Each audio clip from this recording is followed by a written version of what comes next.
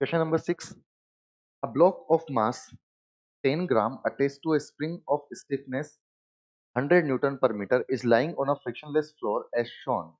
अच्छा, मास दे रखा है, स्टिफनेस दे रखी है, डायरेक्ट इनका टाइम पीरियड हम लोग निकाल सकते हैं इसके एसएचएम का. It will be nothing but 2 pi under root M. M is nothing but 100 into 10 की power minus 3 will convert into kg upon 100. Okay.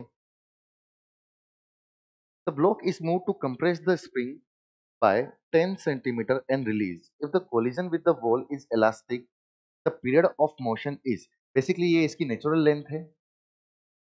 हमने यहां से इसको 10 सेंटीमीटर कंप्रेस किया. अगर कंप्रेस करके छोड़ते हैं तो बेसिकली ये इधर भी 10 सेंटीमीटर जाना चाहेगा, बट ड्यू टू यहाँ पर एक होल है तो ये 5 सेंटीमीटर पर यहाँ पर होल से टकराएगा. और क्योंकि इलास्टिक कोलिजन है तो जिस स्पीड से टकराएगा टकराएगा उसी स्पीड से वापस हो जाएगा. तो अगर अपन इसका फेजर से समझे इसको तो ऐसा समझा जा सकता है कि बेसिकली ऐसा मान लें कि ये मेन पोजीशन से चला.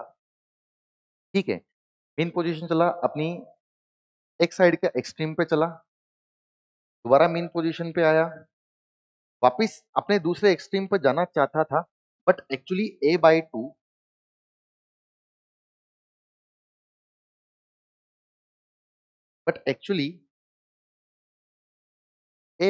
पर ही एकदम से टकराया. अगर ये a/2 पे टकराया, this is a, then this will be nothing but π/3. If it is π/3, ये यहाँ पर टकराया और एकदम से यहाँ पर टकराते ही बेसिकली डायरेक्ट यहाँ पर मिला, क्योंकि इसकी वेलोसिटी की डायरेक्शन अपोजिट होगी. तो ये जैसे यहाँ पर, जब ये यहाँ पर टकराया था तब ये अपने एक्सट्रीम की तरफ जा रहा था और टकराते वापस मेन पोजीशन की तरफ जाने लगा, तो बेसिकली यहाँ पर पहुंच गया. तो मैं बोल सकता हूँ कि बेसिकली इसने ये ड्यूरेशन रन ही नहीं की. मतलब बेसिकली आपका जो सिंपल एसएचएम था वो सिंपली एसएचएम यहाँ से चालू हुआ, यहाँ आया और डायरेक्ट इसके बाद वापिस यहाँ चला गया. मतलब कि टोटल 2 पाई एंगल में से 2π/3 एंगल को इसने रन ही नहीं किया. मतलब ओनली 2π - 2π/3 एंगल ही रन किया विद द स्पीड ओमेगा. तो मैं इसको लिख सकता हूँ is equal to omega into, अगर मैं यहाँ पर ओमेगा की चर्चा करूँ तो basically omega is nothing but under root 100 upon 100 into 10 की power -3. So this will become 6π. 6π - 2π which is nothing but 4π/3 is nothing but omega की वैल्यू अगर मैं यहाँ पर लिखता हूँ 100 upon 100 into 10 raised to power -3 into t.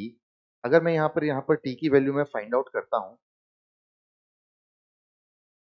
तो the value of t will come 0.133 second after calculation. So option D is the correct answer.